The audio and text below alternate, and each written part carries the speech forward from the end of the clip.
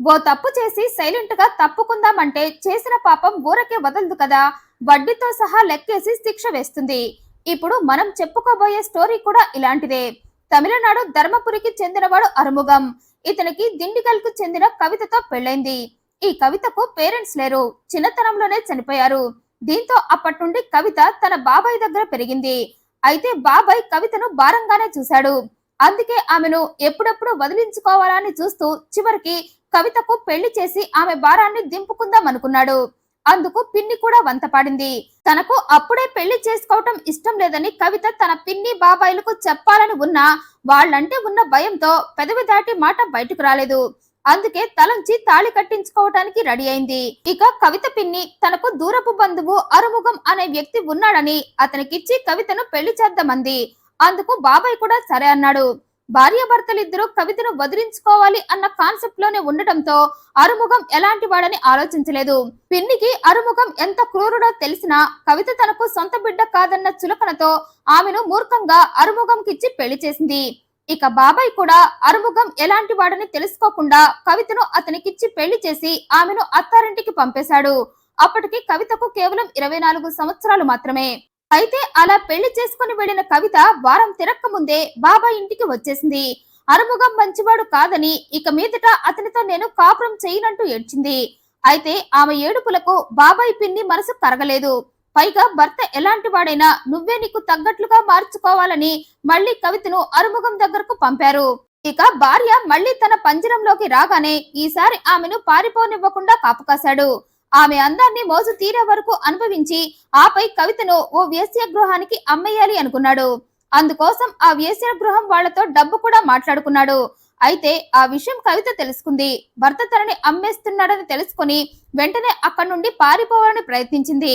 కానీ భర్త కవితపై కన్నేసి ఆమెను కనిపెట్టుకుని ఉండటంతో కవిత ఎలాగైనా భర్త నుండి పారిపోవాలని బలంగా ఫిక్స్ అయ్యి ఇంట్లో ఉన్న రోకలి బండ భర్త తలపై కొట్టి అక్కడి నుండి పారిపోయింది. అలా సరాసరి పోలీస్ స్టేషన్ కు వెళ్లి తన భర్త అరుముగం తనని వేశ్య గృహానికి అమ్మబోతున్నాడని చెప్పి అతనిపై కేసు పెట్టింది.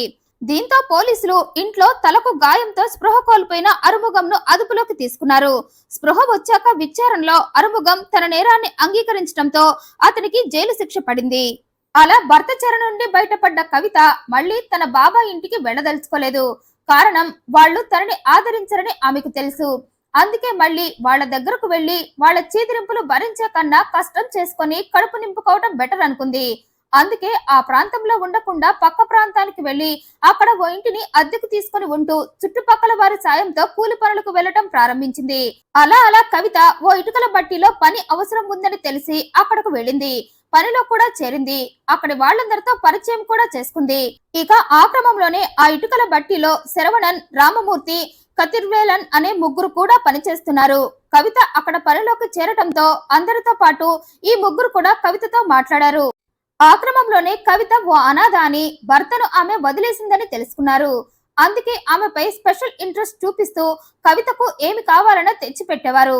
ఆమె ఇంటి పనుల్లో బయటకు వెళ్లాలన్నా సాయంగా ఉండేవారు. అయితే కవిత అదంతా ఆ ముగ్గురి మంచితనం అనుకుంది. కానీ ఆ ముగ్గురు తనపై కన్నేసి అలా తనని కాకాపడుతున్నారని తెలుసుకోలేకపోయింది. అందుకే ఆ ముగ్గురిని తన శ్రేయోభిలాషులుగా భావించి ముగ్గురితో స్నేహం చేసింది. ఇక కవిత తమ ముగ్గురిని నమ్మింది అని అర్థమైన ఆ ముగ్గురు తమ మనసులో కవితపై ఉన్న కోరికను నిద్రలేపారు. అందుకే తమ మనసులో ఉన్న కోరికను కవితకు తెలిసేలా ప్రవర్తించడం మొదలుపెట్టారు. ఇక వారి చర్యలను గమనించిన కవిత ఆ ముగ్గురు తేడాగా ఉన్నారని వాళ్ళని దూరం పెట్టింది. దీంతో ఈ ముగ్గురికి పంతం పెరిగింది. కవిత దక్కినట్లే దక్కి చేయి జారిపోయిందని ముగ్గురు కవితపై కోపాన్ని, కోరికను పెంచుకున్నారు. అందుకే ఎలాగైనా కవితను అనుభవించాలని ఓసారి ఆమె పని ముగించుకొని ఇంటికి వెళుతూ ఉండగా ముగ్గురు ఆమె వెనకాలే వెళ్లి ఎవరూ లేని టైంలో కవిత నోరు మూసేసి ట్రాలీలో ఆమెను ఎక్కించి కిడ్నాప్ చేశారు. తన నోరు మూసేయటంతో కవిత అరవలేకపోయింది. కానీ తనని ఆ ముగ్గురే కిడ్నాప్ చేసి ఎక్కడికో తీసుకువెళుతున్నారని అర్థమయ్యి వాళ్ళ నుండి పారిపోవాలని ప్రయత్నించింది. కానీ వాళ్ళ ముగ్గురు తను ఒక్కతే కావటంతో వాళ్ళ బలం ముందు తన బలం ఓడిపోయింది. అలా కవితను ముగ్గురు కలిసి అటవీ ప్రాంతానికి తీసుకువెళ్లారు. ఆమె అరవకుండా బలవంతంగా కవితతో మద్యం తాగించి ఆమె మగతలోకి వెళ్లేలా చేశారు. ఆ తర్వాత ముగ్గురు కూడా తాగారు. ఒకరి తర్వాత మరొకరు ఆమెపై అత్యాచారం చేశారు. అయితే ఇది జరిగిన కాసేపటికి కవితకు స్పృహ వచ్చింది. లేచి చూస్తే ఎదురుగా ఆ ముగ్గురు కనిపించారు. ఆ ముగ్గురు తనని చెరిచారని అర్థమయ్యి ముగ్గురిని తిట్టింది. మీ ముగ్గురి అంతు పోలీస్ స్టేషన్ లో తేలుస్తా అంది. ఇక ఆ మాటలకు ముగ్గురు ఒకరి ముఖాలు మరొకరు చూసుకున్నారు. ఆ వెంటనే కవిత బ్రతికుంటే తమకు ప్రమాదమని భావించి ముగ్గురు కలిసి అక్కడే ఉన్న కర్రతో ఆమె తలపై కొట్టారు. దీంతో ఆ దెబ్బకు కవిత స్పృహ కోల్పోయింది. కానీ చనిపోలేదు. అయితే మద్యం మత్తులో ఉన్న ఆ ముగ్గురు కవిత చనిపోయింది అనుకున్నారు. అందుకే ఆమెతో చివరిసారిగా కోరిక తీర్చుకొని వెళ్లిపోవాలి అనుకున్నారు. కవితకు నాన్న వాళ్ళెవరూ లేరు కాబట్టి ఆమె గురించి ఎవరు కేసు పెట్టరని, ఈ హత్య ఇక్కడతో సమాధైపోతుంది అనుకున్నారు. అందుకే చివరిసారిగా కవిత శవం అనుకొని ఆమెతో కోరిక తీర్చుకొని వెళ్లిపోయారు. అయితే వాళ్ళు వెళ్లిపోయిన ఓ గంట తర్వాత ఆ అటవీ ప్రాంతానికి మేకలను మేపటానికి ఓ మేకల కాపరి వచ్చాడు. రక్తపు మడుగులో పడి ఉన్న కవితను చూశాడు. చూడగానే అతను మొదట కవిత చనిపోయిందని అనుకున్నాడు. కానీ అతనికి డౌట్ వచ్చి కవితను నిశితంగా పరిశీలించగా ఆమె నిదానంగా ఊపిరి తీసుకుంటున్నట్లు గుర్తించాడు. దీంతో వెంటనే కవితను లేపే ప్రయత్నం చేశాడు. కొద్దిసేపటికి అతని ప్రయత్నం ఫలించి కవిత స్పృహలోకి వచ్చింది. తలకు గాయంతో ఉన్న ఆమెను తన ఇంటికి తీసుకువెళ్లాడు. తనకు వచ్చిన వైద్యం చేసి కవితను కాపాడాడు. ఓ 4 రోజులకి కవిత కోలుకుంది. తనకు జరిగిన అన్యాయం గురించి అతనికి చెప్పింది. ఇక అది విన్న అతను వెంటనే వెళ్లి పోలీస్ స్టేషన్ లో కేసు పెట్టమన్నాడు. కానీ అందుకు కవిత ఒప్పుకోలేదు. తనకు జరిగిన అన్యాయానికి తనే న్యాయం చేసుకుంటా అంటూ ఈ విషయం ఎవరికి చెప్పొద్దని ఆ ముసలాయనికి వెళ్ళొస్తా అని చెప్పి తనింటికి వెళ్లిపోయింది. ఓ 15 రోజుల పాటు ఇంట్లోనే ఉండి రెస్ట్ తీసుకొని మళ్లీ పనిలోకి వెళ్ళింది. అయితే కవిత ఉన్నట్లుండి ప్రత్యక్షం కావటంతో ఈ ముగ్గురు కవితను చూసి షాక్ అయ్యారు. చనిపోయింది అనుకుంటే మళ్లీ ఎలా బ్రతికొచ్చిందంటూ వాళ్ళల్లో వాళ్లే క్వశ్చన్స్ వేసుకున్నారు. ఇక కవిత వాళ్ళని గమనించి వాళ్ళ దగ్గరకు వెళ్ళింది. నేను చనిపోయా అనుకున్నారు కదా అంది. ఇక ఆ మాటలతో ముగ్గురికి నోట మాట రాలేదు. దీంతో కవితే మళ్లీ కలక చేసుకుని జరిగిందేదో జరిగిపోయింది. మీ ముగ్గురు కలిసి నా మీద అత్యాచారం చేసి చంపబోయారు. ఇప్పుడు నాపై అత్యాచారం చేశారని కేసు పెట్టినా నా శీలం ఏమైనా తిరిగొస్తుందా? రాదు కదా అంది.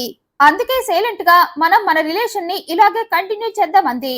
ఇక కవిత నోట ఆ మాట వినగానే ముగ్గురు కూల్ అయ్యారు. పైగా కవితకు ముందు వెనక ఎవరూ లేకపోవటం వల్లే ఆమె వెనక్కి తగ్గి కేసు పెట్టకుండా తమతో కాంప్రమైజ్ అయ్యిందిలే అనుకున్నారు. కానీ కవిత ఆ ముగ్గురిని చంపాలన్న ప్లాన్ లో ఇదంతా చేస్తుందని ముగ్గురిలో ఏ ఒక్కరూ గ్రహించుకోలేకపోయారు. ఆడదే కదా ఏం చేస్తుందిలే అనుకున్నారు. ఇక తన పర్ఫార్మెన్స్ తో ముగ్గురికి తన మీద డౌట్ రాకుండా చేస్తూ ముగ్గురిని లైన్ లో పెట్టింది. ఇక కవితకు దాసోహం అయిపోయిన ఆ ముగ్గురు ఆమె ఎక్కడకు పిలిచినా వచ్చేవారు.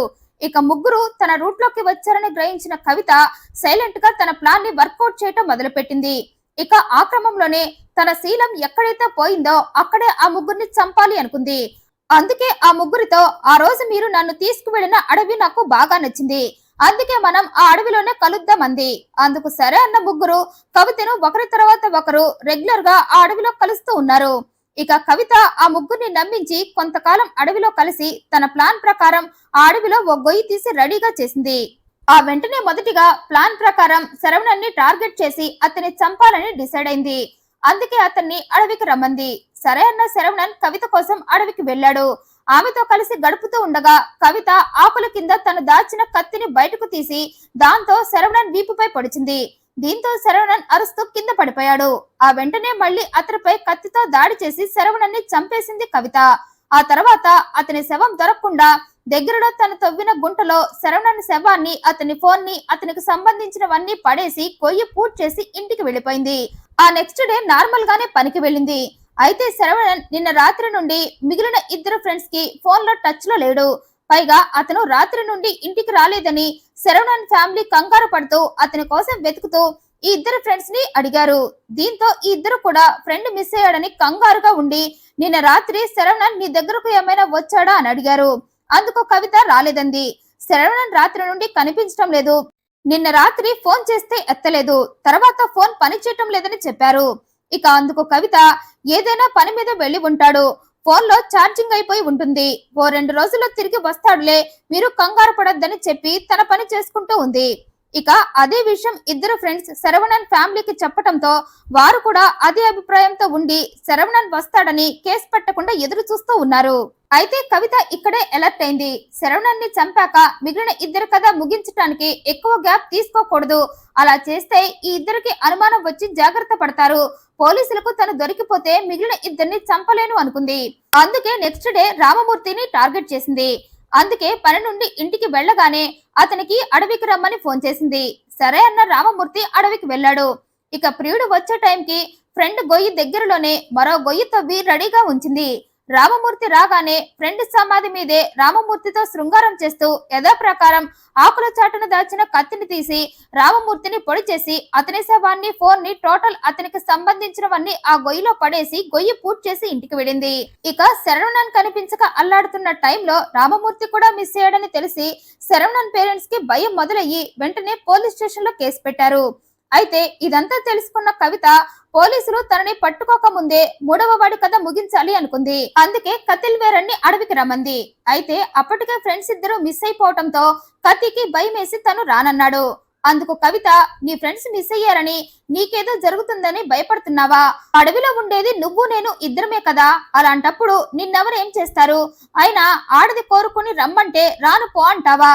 ఇంతేనా నీ పౌరుషం అని కతిని రెచ్చగొట్టింది. దీంతో కతి అడవికి బయలుదేరాడు. ఇక అతను వచ్చేసరికి మూడవ గొయ్యి కూడా రెడీ చేసి పెట్టింది కవిత. కతి రాగానే రెండవ ప్రియుడు సమాధి మీద పడుకొని కత్తితో గడుపుతూ సేమ్ టు సేమ్ ఇద్దరిని చంపినట్లే కత్తి వీపుపై కత్తి దింపి చంపి శవాన్ని వస్తువులను ఆ గొయ్యిలో పడేసి పూర్తి చేసింది. అయితే కతి కూడా మిస్ అవటంతో ప్రాణ స్నేహితులు ముగ్గురు రోజుల గ్యాప్ లోనే మిస్ అయ్యారని ఆ ముగ్గురి పేరెంట్స్ పోలీస్ స్టేషన్ లో కేసు పెట్టారు. దీంతో పోలీసులు కేసుని చాలా సీరియస్ గా తీసుకొని ఆ ముగ్గురి కోసం వెతకడం ప్రారంభించారు. ఆ క్రమంలోనే వారికి చివరిసారిగా కవిత అనే మహిళ దగ్గర నుండి కాల్ వచ్చిందని, ఆ తర్వాతే ఈ ముగ్గురు మిస్ అయ్యారని తెలిసింది. పైగా ఈ ముగ్గురు సాయంత్రం టైంలో అడవికి వెళ్తున్నట్లుగా తెలుసుకున్నారు. దీంతో పోలీసులు ఈ కవితకు ఆ అడవికి వెళ్ళటానికి మిస్ అవ్వటానికి ఏమైనా సంబంధం ఉందా అని ఆమెను పట్టుకోవాలని కవిత ఇంటికి వెళ్లారు. ఇక సరిగ్గా అదే టైంలో కవిత ఆ ఊరు నుండి పారిపోవాలని బ్యాగ్ తో బయటకు వచ్చింది.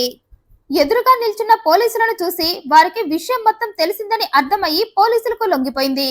ఇక విచారణలో ఆమె తనే ఆ ముగ్గురిని చంపి అడవిలో పూడ్చినట్లు చెప్పింది. ఆ ముగ్గురు కలిసి తనపై అత్యాచారం చేసి చంపబోయారని, అందుకే వాళ్ళ మీద పగ తీర్చుకున్నానందామే. అయితే ఇక్కడ ట్విస్ట్ ఏంటంటే ఈ కవితకు ఆ అడవిలో ఆమెను రక్షించిన తాత సాయం చేశాడు. ఆ విషయం కవిత విచారణలో చెప్పింది. ఓ ఆడదానివి నువ్వు ముగ్గురిని చంపి పూర్తి చేశావా? ఎవరి సాయం లేకుండా నువ్వు ఇంతటి పెద్ద పని ఎలా చేశావు? నీకు సాయం చేసింది ఎవరో చెప్పమని పోలీసులు ఆమెపై ఒత్తిడి తేవటంతో కవిత తప్పక తాత పేరు చెప్పింది. కానీ ఈ హత్యలకు ఆ తాతకు ఎలాంటి సంబంధం లేదంది. ముగ్గురిని నేనే నా చేతులతో చంపేశానంది. తాత గొయ్యి తవ్వటంలో పూడ్చటంలో సాయం చేశాడంది. దీంతో పోలీసులు కవితను అరెస్టు చేసి అడవికి వెళ్లి ఆమె పూడ్చిన 3 శవాలను బయటకు తీయించి శవాలను పోస్ట్ మార్టానికి పంపారు. కవితకు సాయం చేసిన తాతను అదుపులోకి తీసుకోవాలని ప్రయత్నించగా అప్పటికే తాత అక్కడి నుండి పారిపోయాడని తెలిసింది. దీంతో పోలీసులు కవితనే తాతను పారిపోమని చెప్పి ఉంటుందని ఆమెను అనుమానిస్తూ పరారీలో ఉన్న తాత కోసం వెతుకుతున్నారు. ఈ వీడియోపై మీ అభిప్రాయాన్ని కమెంట్ రూపంలో తెలియజేయండి. మరింత ఇంట్రెస్టింగ్ అండ్ జెన్యూన్ ఇన్ఫర్మేషన్ కోసం ఈ వీడియోని లైక్ చేయండి, షేర్ చేయండి, ఛానల్ సబ్స్క్రైబ్ చేయండి. Thank you for watching.